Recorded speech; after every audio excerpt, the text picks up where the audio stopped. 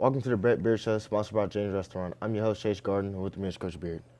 Coach Beard, how you feeling today? Well, I'm pretty good. About yourself? I feel good. We beat Live Oak. Yeah. How's the foot? It feels good. I'm ready to be back. Getting close. I'm getting close. Good. Coach, coming off a big-time win right here, how do you feel about the way we started? Not only in the first half, but coming out in the second half, just not giving them light. Yeah, I was really pleased with the way we played. I've been here in this parish for 11 years, so I know how big the LP rivals are. I know how hard it is to win those games no matter what. You throw all the records out, throw everything out you want to throw. It comes down to a group of kids competing at a high level on that night and outplaying the other group, and I thought we started really fast. I thought we were really explosive offensively.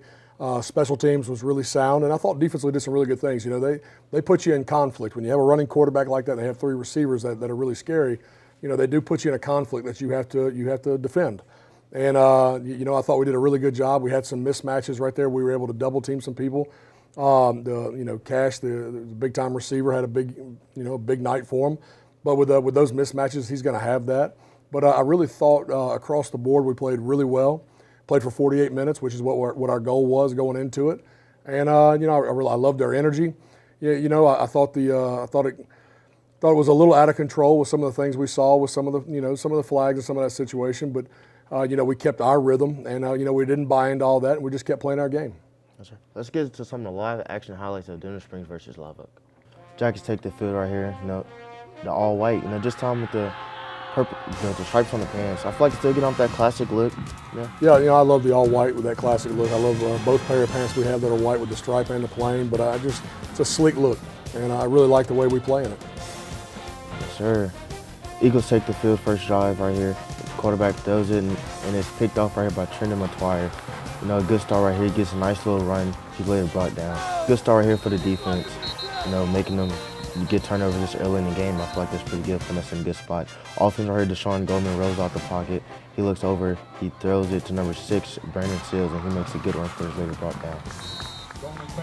Jackets down here at the goal line. Jones getting pushed in. You see about Hayden Ray right there. He gets in the end zone to make the score 7-0 after the PAT. Coach, how you feel about this? Being in them goal line situations and being able to complete the drive for the touchdown. Yeah, we're getting better at finishing drives. That's what we got to see. The one from Central still haunts me a little bit, but right here, Live Oak, we go into their place, they get the ball first, we get the pick, and we actually, we do something with that possession after a big turnover, after a big shot right there, which I was really pleased with, and then we threw actually the first lick right here.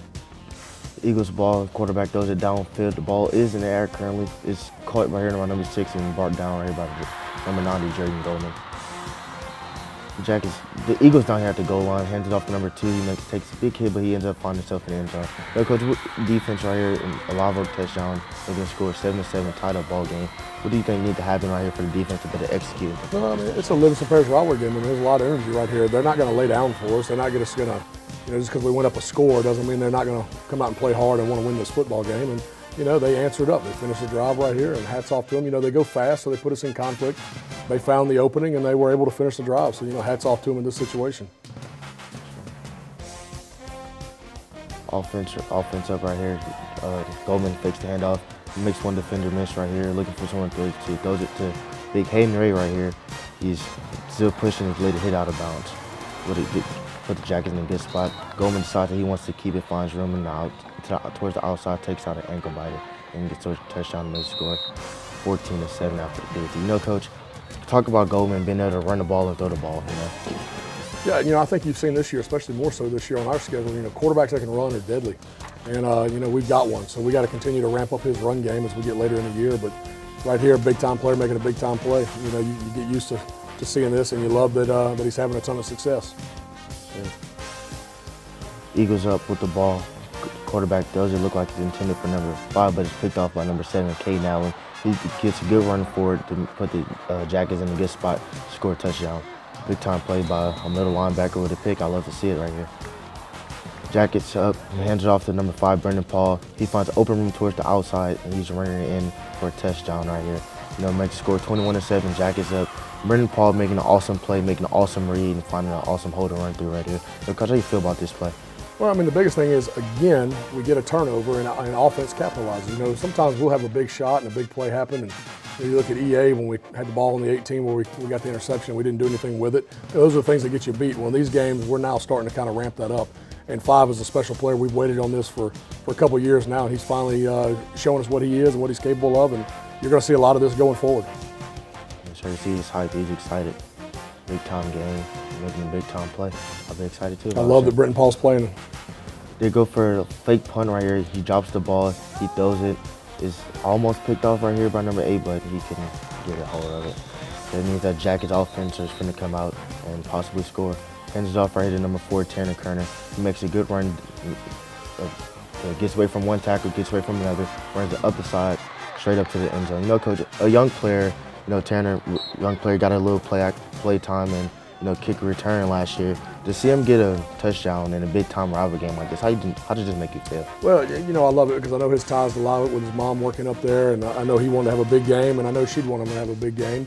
The kid's another little special player that we got. You've seen all year that he is a 5A football player. Don't buy into his stature. The dude's a big-time player. And to have 4 and 5 in the backfield are deadly, and you see with both of them that they can hit the home run, they can take the top off, and I love it. Kickoff right here. Joseph Harris gets a kick. It kicks it off a quick onside. Recovery right here by number 83, Ben Markwood. Special teams are getting way better than we saw at the beginning of the season. Jackets get the ball right here. Goldman gives it to number 4, Tanner Kerner. Making people miss tackles right here, moving around the field, getting straight up to the end zone. Tanner Kerner right here, having open space and better maneuver around and get to the end zone. How you feel about this play being executed to his finest to score right here? Again, Tanner's another one. We get him out in airspace, and with him, and he can make people miss. He's shown that all year. Kid's a special player. I love that he's having a ton of success. Again, you go back offensively. Here we are after a big situation. Got the ball off the onside. We're capitalizing on these big plays and these big momentum swings, where we did not do that the first couple of weeks and definitely in our losses. Here we are capitalizing, which tells me we're getting better. Our team is understanding the game a lot better, and having players like that make it a lot of fun. In the second quarter right here, quarterback finds trouble in the pocket, sack right here by number 39, Devin Mack. D-line stepping up big in the play like this. Eagles ball once again, quarterback drops back. He's moving around trying to make something do with what he has. Blocks, gets away from a tackle right here. Gets away from another one. Later came down and hit by number 8, Angel. And he's hit out of bounds right here. Eagles ball once again, quarterback looking for him to throw it. He throws it down. Fielder is caught right here. I can't say who, but it scored a touchdown. Coach, what do you think Phil has to be done in different coverage-wise to maybe prevent a play like this? Well, I think if you ask him, just get the call and execute. Don't let your eyes in the backfield. He bid up on something he shouldn't have bid on, and because of it, it opens up what the situation they had. He's got a little ground he's got to cover. He's got to make up for it, so he can't cheat himself by looking in the backfield or biting up on anything that's trying to get that eye candy. Eagles ball, quarterback hands it off. He's finding an open room and runs straight up the middle. Later ball down here by number 8 and number 27. Eagles ball. The quarterback is rolling out the pocket, looking for someone to throw it to. Has a complete pass right here to number 14, taking big hit, getting in the end zone. Coach, what do you think, Phil? How do you feel about this play, this touchdown right here late in the second half? Well, the offense is, they're an explosive offense. That's what they hang their hat on. They're trying to set all these offensive records. They're going to score. That quarterback's going to put them in position to make these kind of plays, and they did just that. We weren't going in to shut them down and shut them out. We were going in to keep them limited as much as possible and outscore them. Jackets ball, quarterback decides to throw it to number 44, Hayden Ray. Makes 2 people miss tackles. He's moving, big boys are moving his way to the end zone right here. Coach, how do you feel about Hayden Ray and seeing him shine in moments like this in these type of games right here? Big boy can run. To go back to your old school and produce. I'm sure there was a little nerves and a little pressure he put on himself for this game. And again, you just you get the opportunity right here. You got to make the most of it. And you can see the big old boy running. He's going to run from you and make a couple of guys bounce off of him. He's a weapon that we got to continue to utilize. And you've seen this a lot already, and you're going to continue to see it for the rest of the year. Yes, sir. This play right here brings the Jackets into halftime, 42-14. It's very important that we come out and continue playing our brand of football right here and not giving them leads. Eagles up the kick. Tanner Kerner. Tanner Kerner's back there to receive it.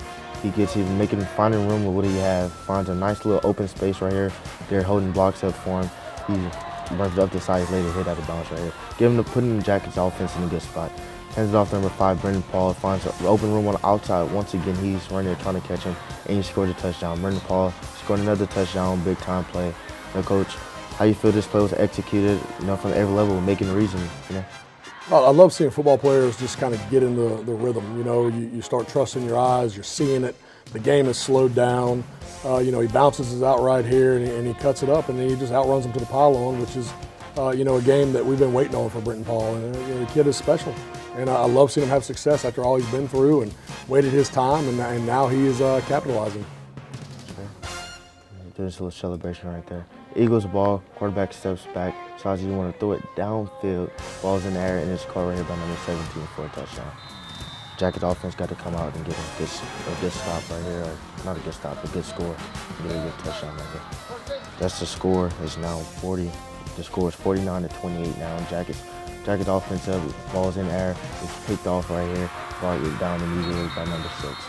I feel like Jackets still aren't going to bat an eye, aren't going to let the emotions get to him, to continue to come out and want to score points. Eagles ball's in the air, is hit off right here by number 8, Angel, for a big time play right here, big time stop. Luke Wilson's up to punt. He decides that he want to keep it. He makes a good run. He's making a run for it. Letting Jackets offense come out here, take a big hit, but he's outside. Big time play from a punter, letting him get a little bit of action too. Yeah, I love football player making football play. Eagles ball, quarterback decides he wants to step back, finds trouble. He tries to throw it. He's moving around in the pocket again, throws it downfield. And it's taken right here by number 90, Drayden Goldman, for a big time turnover right here. He's celebrating with the team. That's a big time play from a young player. Hands it off to Brendan Paul, makes a good run forward to the outside. He's still running. He's later brought down right here. Still a good play to get some yards. Hands off to Brendan Paul once again, makes room, cuts back in, finds an open hole and scores a touchdown. I feel like we've been hitting a lot of Brendan Paul, Brendan Paul, he's been able to make plays and, make reads while running the ball and not before getting the ball. How is that important in the game of football? Yeah, again, he had a huge night because he gets in the rhythm. He's a guy that we've been waiting on this for. Makes a guy miss, makes another guy miss, gets up in the hole, and you can see him turn on the burners. And the kid, he's finishing runs right now. He's having a huge night, and I couldn't be more happy and more proud of him. Exciting, big time play. I love to see it from players like this. Goal line with him, cheering with him. Eagles down to the goal line. Hands it to QB, looks like he finds his way in the end zone right here. Finds his way in the end zone. Eagles score right here. Eagles ball once again. Quarterback gets a low snap, finds Chubb in the pocket. It forcing him to move around. He's later hit right here out of bounds by number 7, Caden Allen. Jack is up, hands off to number 5, Brendan Paul, finds an open room. He finds an open field, he's taking it, he's running. You see they're trying to catch up to him. But they just can't catch him. He's running up and looks like he scores a touchdown. Coach, Brendan Paul be able to make a play like this. Once again, he's finding open holes and being able to run downfield. I feel like that's important in the game of football right here. Yeah, a 90-yard touchdown run to kind of put the nail in the coffin right here. That's what, again, Brenton has worked extremely hard to have these opportunities, and he's making the most of them. And if you go back and look at Brenton's career so far, you can see when he has these games and he gets a few of those runs under his belt, and he's chopping away, he's really going to have a huge night. He's just a real rhythm guy that we did a great job feeding, and because of it, he was on fire and had a big-time game with some big-time runs, and that's all you can ask from a kid that's worked, all the time he's worked to be successful, and now he's having it.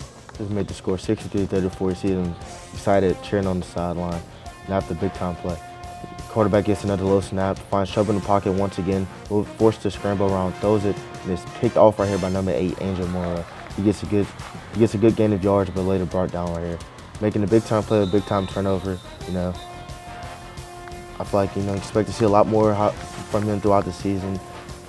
He's getting better. He's getting better. He's making plays. Jackets offense down here in victory formation, take the kneel and win the game, 63-34. Coach, big time win. Get that taste out of the mouths for the past few years, being beat. Getting a trophy right there, legendary moment. I know it's very special to the seniors. Celebrating right here in the huddle. Yeah, Coach. How do you feel about this one? Yeah, look, it was the biggest game of the year because it was the next one. And again, I love the fact that we played all three facets. I love that we went on the road, won an LP rivalry game, and got a bad taste out of our mouth for the last couple of years. Final score once again is 63-34. Jackets won the ball game. Stats: John Goldman, 12 for 23 passing, 195 yards, 1 touchdown, 1 interception. Brenton Paul, 13 carries, 211 yards, and 4 touchdowns. Hannah Kerner, 17 carries, 126 yards, and 2 touchdowns. Coach, early on in the season, towards the Jamboree, during that time, you talked about putting the team through a tough rivalry, a Livingston Parish rivalry at that. Now, how do you think the team had carried that, and handled it going into Week 6 right here? Well, again, I think a testament, I know for my job's sake we're looking at wins and losses. I completely understand that. But if you look at every week, we are getting better every week. There is growth you can see in our play every week. The way we've bounced back from getting hit in the mouth and losing games, whether it be that we beat ourselves or Central and EDA beat us, doesn't matter. The way we've shook back and bounced back. I couldn't be more proud of the way we've handled the ups and downs of a football season.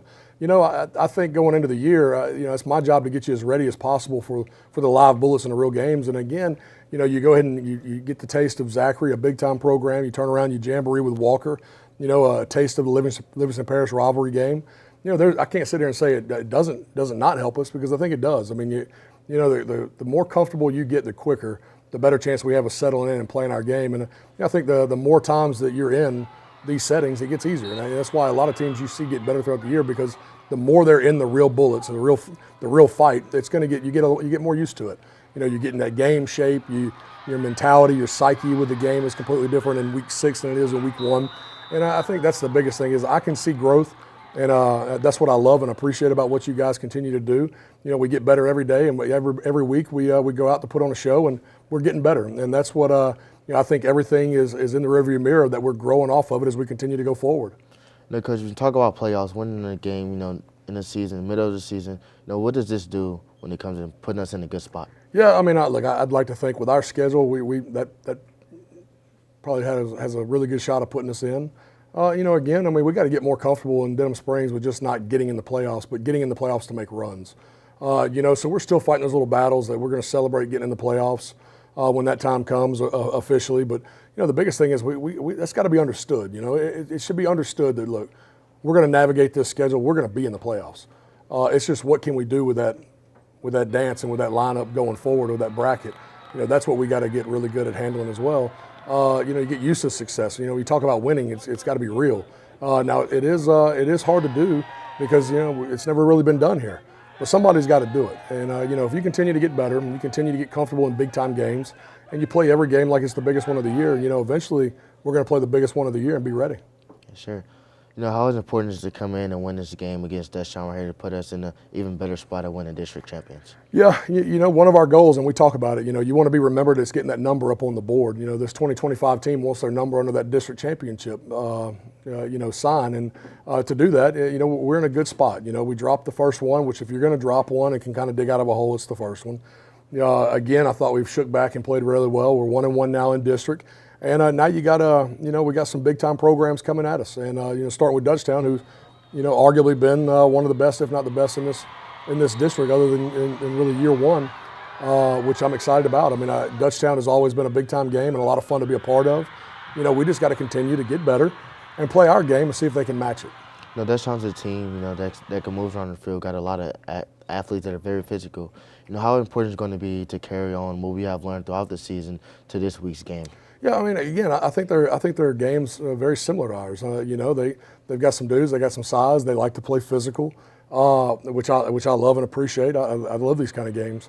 I want to see us answer their physicality and then make them answer ours. I want to see us start fast, and again, play our game with limited mistakes, and don't dig a hole before we get going. It's the next game. It's the biggest game of the year because it's the next one.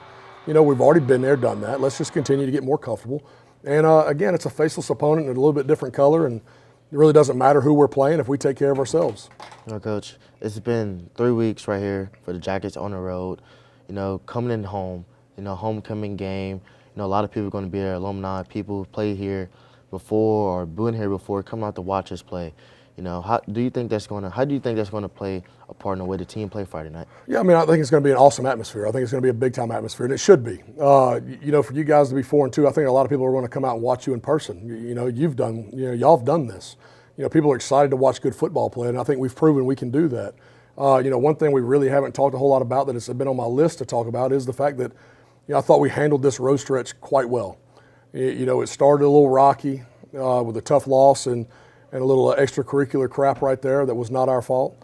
But I thought we bounced back really well. We took some hits in that second week on the road, and guys stepped up and answered and rang the bell and really showed out. And then I thought, getting back to full strength, getting everybody take the trip up north up 16 to play a rivalry game. That's three tough weeks on the road that I thought we've handled quite well as a team, and really excited to come back and be in our crowd, be in our field house in front of our crowd, come out under that yellow jacket and our beautiful stadium and see if we can't continue to put on shows for people. Thank you for tuning in to today's episode of Brett Beard Show, sponsored by James Restaurant. Once again, I'm your host, Chase, and with me is Coach Beard. Coach Beard, thank you for joining me today. Yep, absolutely. Great job. Thank you. Jackets play at home this Friday, 7 o'clock p.m. kickoff against the Dutchtown Griffins. See you there.